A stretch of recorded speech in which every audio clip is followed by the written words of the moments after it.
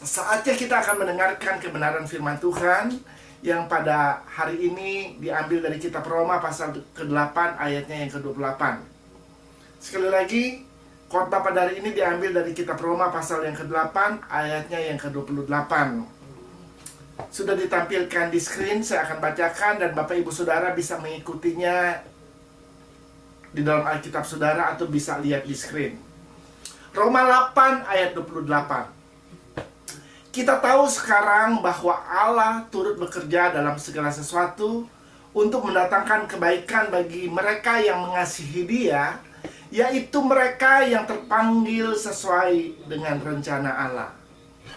Saudara-saudara, sedemikian jauh pembacaan firman Tuhan pada hari ini. Tema kita pada hari ini adalah Tuhan bekerja untuk kebaikan. Saudara-saudara yang terkasih di dalam Tuhan Yesus Kristus, kehidupan kita di dunia ini tidak terlepas dari situasi, tantangan, pergumulan, dan pencobaan. Setiap saat, setiap waktu, iblis bisa melemparkan berbagai-bagai pencobaan di dalam kehidupan kita. Tetapi ada satu hal yang harus kita ingat, bahwa ada Tuhan yang sedang bekerja untuk mendatangkan kebaikan buat hidup kita. Itu adalah pengharapan kita sebagai orang-orang yang percaya kepada Tuhan. Bagi orang-orang yang mengasihi Tuhan, Tuhan sedang bekerja untuk mendatangkan kebaikan buat hidupnya. Saudara, firman Tuhan dalam Roma 8 ayat 28, ini adalah janji yang diperuntukkan kepada setiap orang yang mengasihi Dia. Ya, orang-orang yang terpanggil sesuai dengan rencana Allah.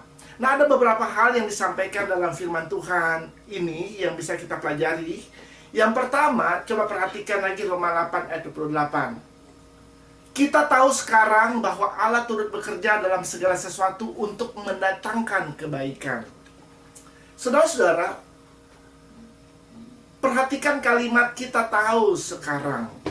Saudara-saudara, Tuhan mau supaya kita sebagai orang-orang percaya, sebagai pengikut Kristus, kita tahu bahwa Tuhan sedang bekerja untuk kebaikan kita.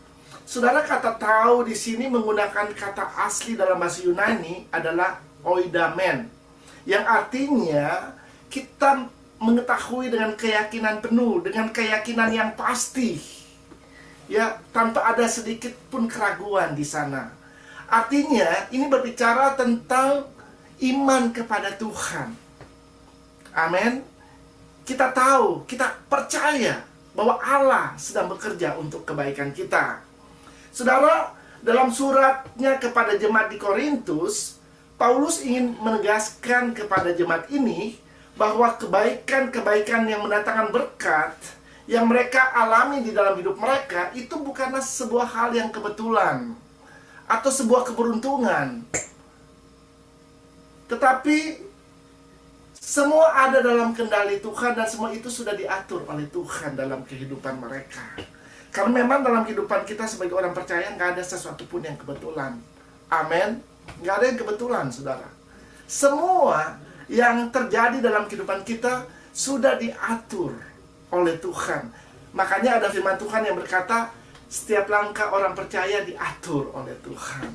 Amin. Tuhan menetapkan langkah-langkah orang yang hidupnya berkenan kepadanya. Artinya, setiap langkah kita itu Tuhan yang tetapkan, Tuhan yang atur, supaya kita tidak salah melangkah dalam hidup kita, saudara. Saudara-saudara, Tuhan mau supaya kita tahu bahwa Allah yang menyebabkan atau yang mengatur. Ya, kalau dalam terjemahan bahasa Inggris, dalam New Living Translation, dikatakan seperti ini. And we know that God causes everything to work together for the good of those who love God. Jadi, Tuhan yang menyebabkan, ya, segala sesuatu bekerja sama untuk kebaikan kita. Saudara-saudara, firman Tuhan tidak berkata Tuhan turut bekerja dalam beberapa hal, tetapi dikatakan dalam firman Tuhan, Tuhan bekerja dalam segala hal untuk mendatangkan kebaikan bagi orang-orang yang mengasihi Dia. Artinya, dalam apapun situasi yang kita alami, Tuhan bekerja di dalam hidup kita. baik situasi yang buruk maupun situasi yang kelihatannya tidak menyenangkan dalam hidup kita, dalam situasi-situasi yang baik yang terjadi dalam hidup kita, Tuhan sedang bekerja untuk kebaikan kita. Amin. Ya, jadi Anda harus percaya bahwa ada Tuhan yang tidak pernah meninggalkan kita. Dia memperhatikan kehidupan kita dan dia peduli akan hidup kita. Dan Tuhan selalu mau melakukan segala sesuatu yang baik buat hidup kita. Ya, karena segala sesuatu yang dari Tuhan tuh nggak ada yang jahat. Amin. Karena dia Allah yang maha baik. Ya, kebaikannya dia mau nyatakan di dalam hidup kita. Kalau Anda membaca dalam Yakobus 1 ayat 17, coba kita lihat ayat ini. Setiap pemberian yang baik dan setiap anugerah yang sempurna datangnya dari atas, diturunkan dari Bapa segala terang. Padanya tidak ada perubahan atau bayangan karena pertukaran. Haleluya. Saudara-saudara, firman Tuhan ini jelas menjelaskan kepada kita setiap pemberian yang baik dan anugerah yang sempurna datangnya dari atas, dari Tuhan. Amin. Jadi tidak ada sesuatu yang jahat yang datangnya dari Tuhan, saudara. Jadi kalau ada sesuatu yang terjadi di dalam hidupmu, sesuatu yang buruk, sesuatu yang tidak menyenangkan, sesuatu yang jahat terjadi dalam hidupmu, itu bukan dari Tuhan. Karena firman-Nya jelas berkata setiap pemberian yang baik datangnya dari atas, saudara. Kita harus imani bahwa Tuhan kita tidak pernah merancangkan sesuatu yang jelek atas hidup kita. Dia tidak pernah merancangkan kecelakaan atas hidup kita. Amin. Allah bukan penyebab dari hal-hal yang buruk yang terjadi dalam hidup kita. Segala penderitaan itu bukan datang dari Tuhan. Tetapi Tuhan sanggup mengubah segala sesuatu yang buruk, segala sesuatu yang tidak menyenangkan yang terjadi dalam hidup kita menjadi kebaikan untuk hidup kita. Amin. Haleluya.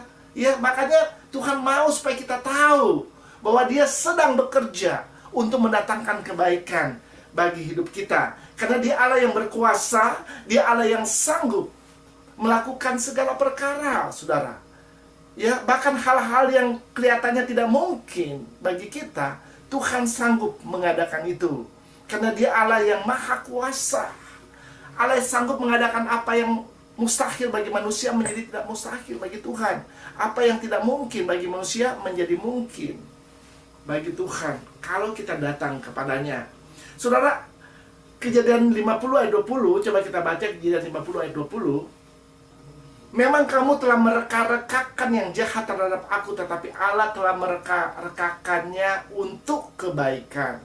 Saudara-saudara, ayat firman Tuhan ini adalah menceritakan, bagian yang menceritakan tentang kehidupan daripada Yusuf. Ya, kita tahu bahwa Yusuf banyak sekali mengalami situasi, tantangan, penderitaan di dalam hidupnya. Dari dia dijual oleh kakak-kakaknya, dan akhirnya dia harus menjadi budak di Mesir dan di rumah Potifar, kepala pengawal Firaun pada waktu itu.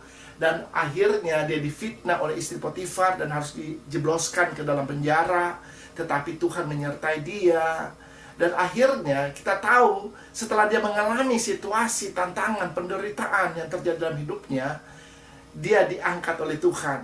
Dia dipromosi menjadi orang nomor 2 di tanah Mesir, saudara. Dia menjadi mangku bumi di tanah Mesir, saudara. Ini luar biasa, ya. Dan ini perkataan ini dikatakan oleh Yusuf, saudara. Memang kamu di sini adalah kakak-kakaknya, telah mereka-rekakan yang jahat terhadap aku, tetapi Allah, dibilang, telah mereka-rekakannya untuk kebaikan. Jadi, saudara, Yusuf, ya, pada waktu dia mengalami situasi tantangan, penderitaan, ya, di dalam hidupnya, dia tetap percaya ada Tuhan yang mempedulikan hidupnya. Ada Tuhan yang sedang bekerja untuk mendatangkan kebaikan demi kebaikan di dalam hidupnya. Ya, pada waktu dia harus menjadi budak di Mesir, dia menjadi seorang tahanan di penjara, dia tetap percaya Tuhan sedang bekerja untuk mendatangkan kebaikan bagi hidupnya. Saudara, saya tidak tahu apa yang sedang kau alami pada saat ini. Mungkin engkau sedang mengalami situasi, tantangan. Ya, mungkin ada yang kau harapkan ternyata tidak terjadi di dalam hidupmu. saya mau mengatakan engkau harus tetap percaya. Engkau harus tahu bahwa ada Allah yang sedang bekerja untuk mendatangkan kebaikan bagi hidupmu. Amin. Karena Dia tidak pernah merancangkan kecelakaan atas hidupmu, tetapi rancangannya adalah rancangan yang indah. Dia mempunyai rancangan masa depan yang penuh harapan buat hidupmu. Saudara, apapun yang kita alami di dalam hidup kita, percaya ada Tuhan yang tidak pernah membiarkan kita, ada Tuhan yang tidak pernah meninggalkan kita. Haleluya. Selanjutnya, yang kedua, janji firman Tuhan ini hanya berlaku bagi mereka yang mengasihi Tuhan. Coba kita baca ayat Roma 8 ayat 28 ini sekali lagi. Yang pertama, kita tahu sekarang bahwa Allah turut bekerja dalam segala sesuatu untuk mendatangkan kebaikan bagi mereka yang mengasihi. Yang kedua adalah bagi mereka yang mengasihi Dia. Saudara, janji dalam firman Tuhan ini diperuntukkan hanya bagi orang-orang yang mengasihi Tuhan. Jadi bagi orang-orang yang tidak mengasihi Tuhan, janji Tuhan ini bukan buat mereka. Hanya bagi orang-orang yang mengasihi Tuhan. Saudara-saudara, kita nanti akan melihat bagaimana orang-orang yang mengasihi Tuhan. Ya, saudara-saudara, menurut Alkitab, mengasihi Allah bukan sekedar perasaan atau perkataan kita saja, saudara. Tetapi pada waktu kita mengatakan kita adalah seseorang yang mengasihi Tuhan, itu harus kita tunjukkan, harus kita buktikan dengan tindakan kita hari lepas hari. Ya, jadi orang bisa melihat ya bahwa kita adalah orang yang mengasihi Tuhan, kita adalah orang yang menyintai Tuhan dengan tindakan kita hari lepas hari, saudara. Ya, kelihatan kok, ya.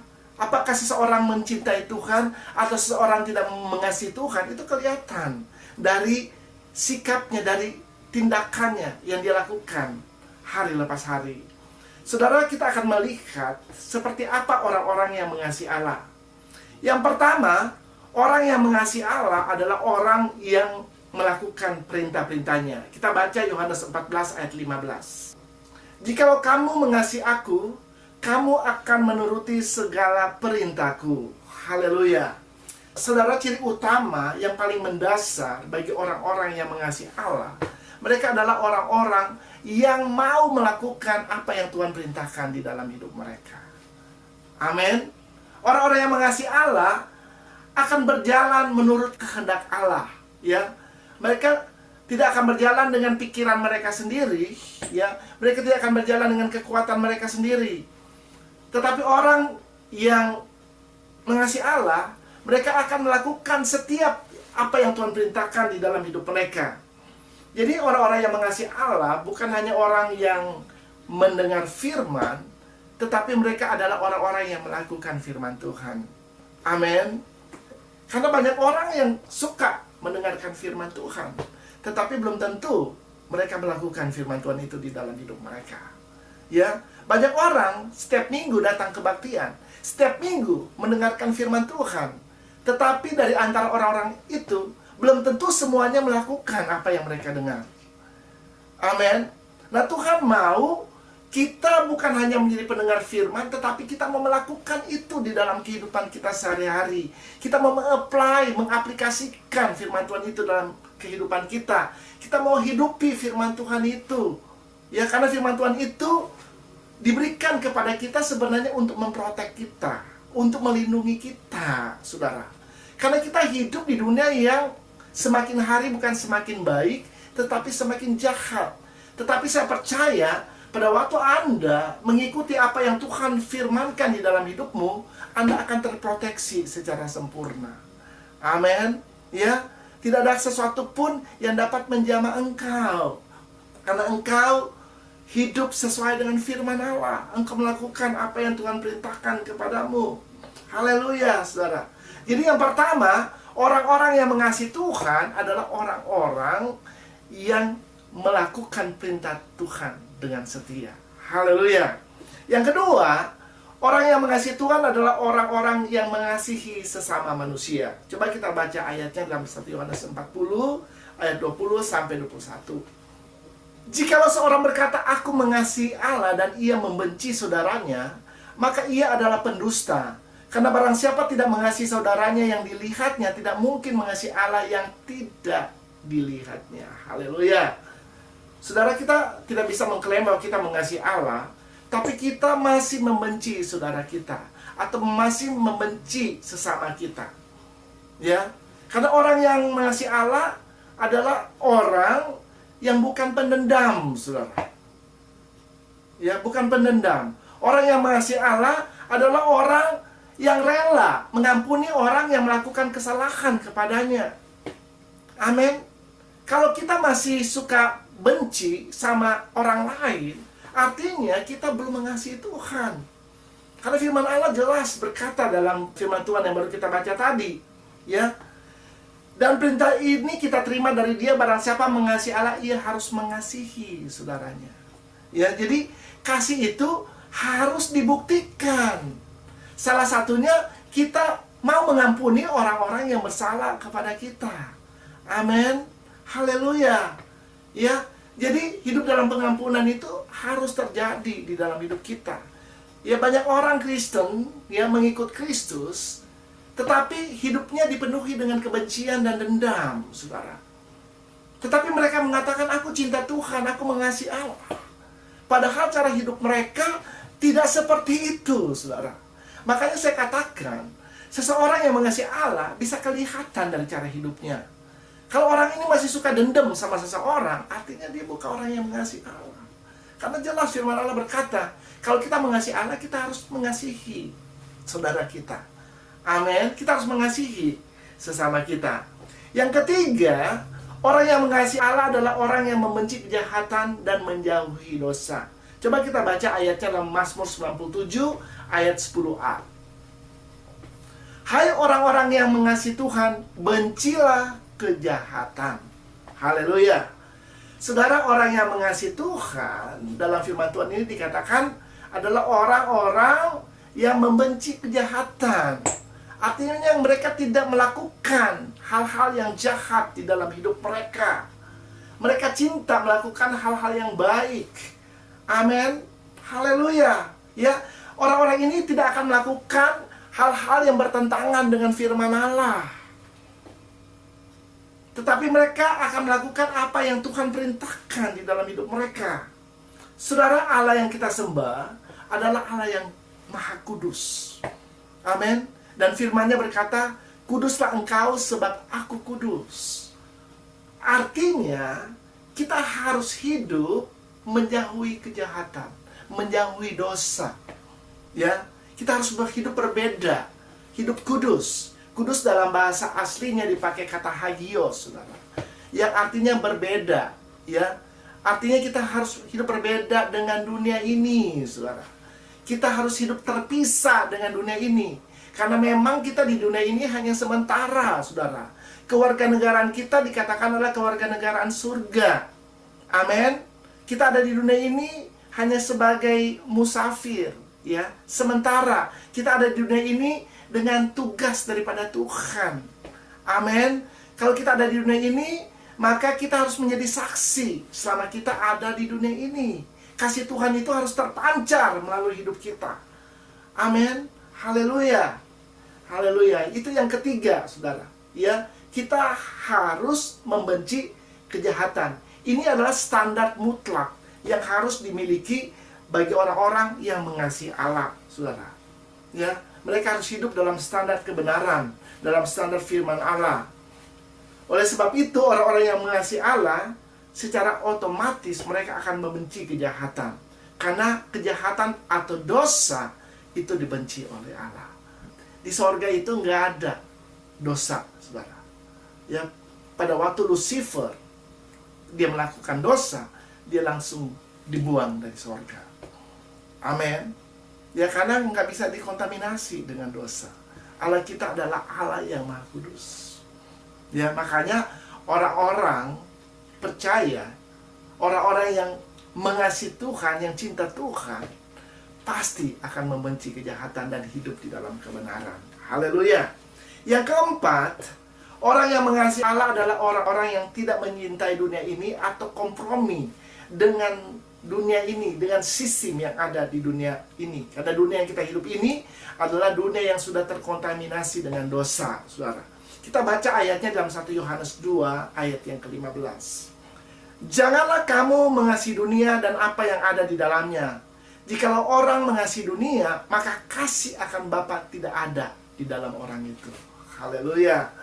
Saudara, firman Allah dengan jelas berkata, jikalau kita mengasihi dunia, maka kasih akan Bapa tidak akan ada dalam orang itu. Ya, jadi orang percaya adalah orang-orang yang tidak mencintai dunia ini. Amin. Orang percaya itu memiliki prioritas yang berbeda dengan orang-orang yang hidup di dunia ini, saudara.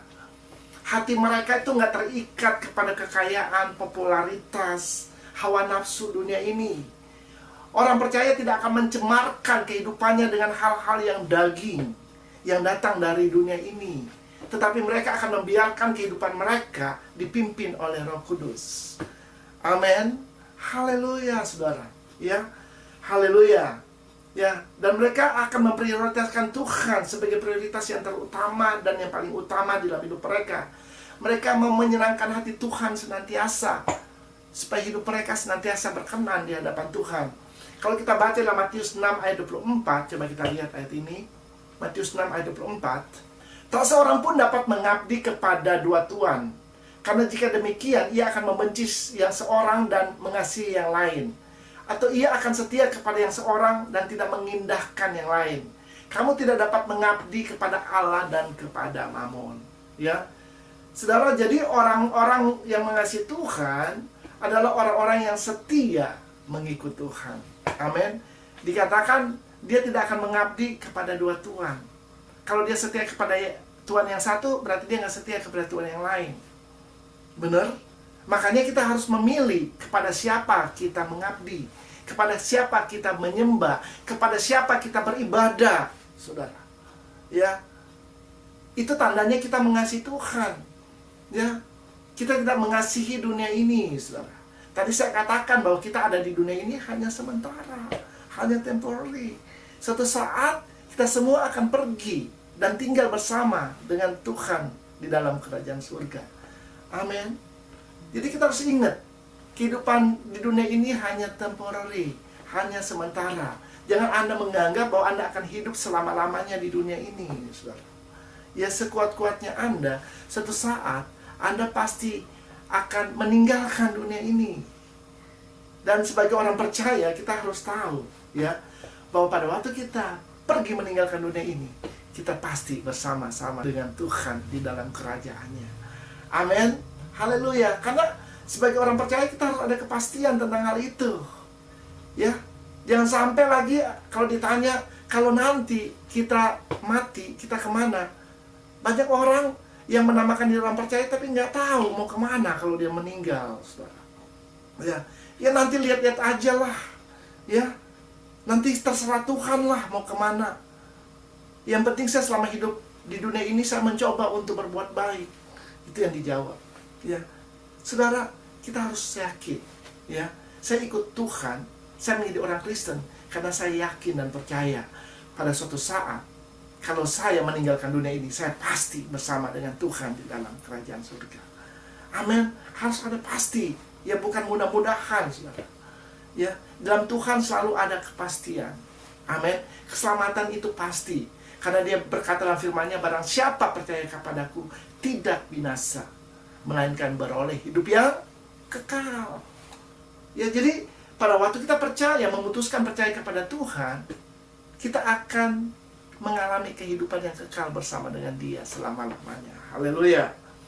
Saudara-saudara, kalau saya bisa menyederhanakan, orang yang mengasihi Allah itu adalah orang-orang yang taat melakukan firman Tuhan, orang-orang yang mengasihi sesamanya, orang yang menjaga kekudusan hidupnya dan hidup di dalam kebenaran, dan mereka adalah orang-orang yang memberikan hidupnya untuk menyenangkan hati Tuhan.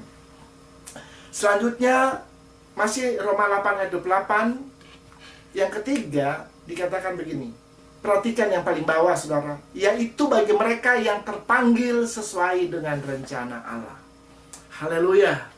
Saudara, kita ada di dunia ini bukan secara kebetulan, tetapi kita ada di dunia ini sudah direncanakan oleh Tuhan.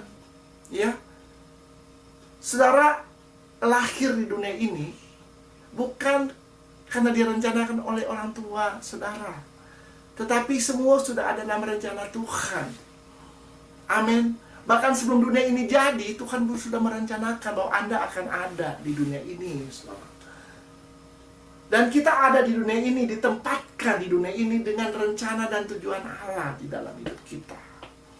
Jadi kita ada di dunia ini bukan kita ada di dunia ini dan kita akan luntang-lantung di dunia ini. Enggak seperti itu, saudara. Ya, tapi Tuhan menempatkan kita di dunia ini dengan rencananya. Jadi ada tujuan yang Tuhan mau kita genapi di dalam hidup kita. Ada rencananya yang Tuhan mau kita genapi di dalam hidupnya. Ya, kalau kita membaca di dalam Yeremia 29 ayat 11, sebab aku ini mengetahui rancangan-rancangan apa yang ada padaku mengenai kamu. Ya, saudara perhatikan, dikatakan Tuhan mengetahui rancangan-rancangan. Ya, jadi ada banyak yang Tuhan mau terjadi di dalam hidup kita, rancangan-rancangan. Dia merancangkan ini, dia merancangkan itu, ya untuk hidup kita. Karena dia mau pakai hidup kita sesuai dengan rencananya, sesuai dengan apa yang dia rancangkan di dalam hidup kita. Dia mau itu terjadi di dalam hidup kita, saudara. Dan kalau Tuhan merancangkan sesuatu, rancangan atau rencana itu sempurna, saudara. Amin. Rancangan Tuhan itu sempurna, saudara. Tuhan tidak akan pernah gagal dalam merencanakan sesuatu di dalam hidup kita. Amin. Oleh karena itu, mari saudara, kita mau menggenapi semua apa yang direncana Allah di dalam hidup kita. Ya, dan percaya bahwa Tuhan sedang bekerja supaya rencananya tergenapi di dalam hidupmu. Amin. Dia bukannya diam, dia bukannya buat rencana. Oh, saya mau bikin ini, misalnya buat Ibu Maggie, dia mau melakukan rencana ini buat kehidupan Ibu Maggie, dan dia berdiam diri. Tetapi kita tahu, tadi kita udah baca firman Tuhan berkata, Allah turut bekerja dalam segala sesuatu untuk mendatangkan kebaikan bagi orang-orang yang mengasihi Dia, yaitu orang-orang yang terpanggil sesuai dengan rencananya. Jadi Tuhan merencanakan sesuatu buat hidup kita, tetapi Dia juga bekerja supaya rencananya itu tergenapi dalam hidup kita. Amin. Makanya kita harus mengizinkan Roh Kudus yang sudah ada dalam hidup kita membawa hidup kita supaya rencana Allah itu tergenapi dalam hidup kita. Amin. Jadi bukan dengan kekuatan kita sendiri, saudara. Ya, kalau dengan kekuatan diri kita sendiri, kita akan salah melangkah, dan rencana Allah atau tujuan Allah kita akan bisa raih, kita akan bisa capai. Tetapi kalau kita membiarkan Roh Kudus yang memimpin kita, yang mengendalikan, menguasai, mengontrol kehidupan kita, maka saya percaya apapun yang Tuhan rencanakan dalam hidup kita, itu akan terjadi. Karena kita merelakan diri kita untuk senantiasa masuk dalam rencana Allah, berjalan dan menggenapi rencana Allah di dalam kehidupan kita. Haleluya. Ya, saudara-saudara, kalau kita melihat Roma 8:28 ini mengajarkan kita bahwa Tuhan kita, Dia adalah Allah yang sangat peduli, sangat memperhatikan kehidupan kita. Ya, Dia Allah yang tidak pernah meninggalkan kita. Dia Allah yang tidak pernah membiarkan kita. Dia tahu ketika kita ada di dunia ini, kita akan mengalami banyak situasi, tantangan, pencobaan, pergumulan. Dia tahu, ya. Tetapi Dia juga menyertai kita. Ya, Dia menyertai kita, dan Dia juga bekerja untuk mendatangkan kebaikan buat hidup kita. Ya, dalam segala hal Dia bekerja untuk mendatangkan kebaikan buat hidup kita yang mengasihi Dia, yaitu orang-orang yang terpanggil sesuai dengan rencananya. Amin.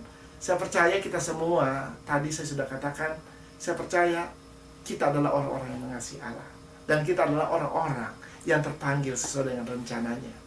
Ya, kalau kita adalah orang-orang itu, mari, saya percaya, ya, Anda harus tahu bahwa Tuhan sedang bekerja untuk supaya apa yang Dia rencanakan, apa yang Dia mau terjadi di dalam hidup kita. Ya, makanya kita harus berjalan langkah demi langkah untuk mengenapi apa yang dikehendak Allah dalam hidup kita. Ya, sama seperti Raja Daud. di masa dia hidup dikatakan dia melakukan apa yang menjadi kehendak Allah di masa dia hidup. Ya biarlah kita pun bisa berkata seperti Raja Daud, ya, aku melakukan kehendak Allah di masa aku hidup. Amin. Haleluya, haleluya. Ya, karena Tuhan sanggup mengubah segala sesuatu untuk menjadi kebaikan buat hidup kita. Kalaupun mungkin saat ini Anda sedang berada melihat situasi kelihatannya kok nggak menyenangkan, kok kayaknya sulit banget, Anda harus tetap percaya bahwa Allah sedang bekerja. Ya, segala sesuatu itu bekerja sama untuk mendatangkan kebaikan bagi hidup kita. Karena itu yang Tuhan kerjakan buat hidup kita. Amin.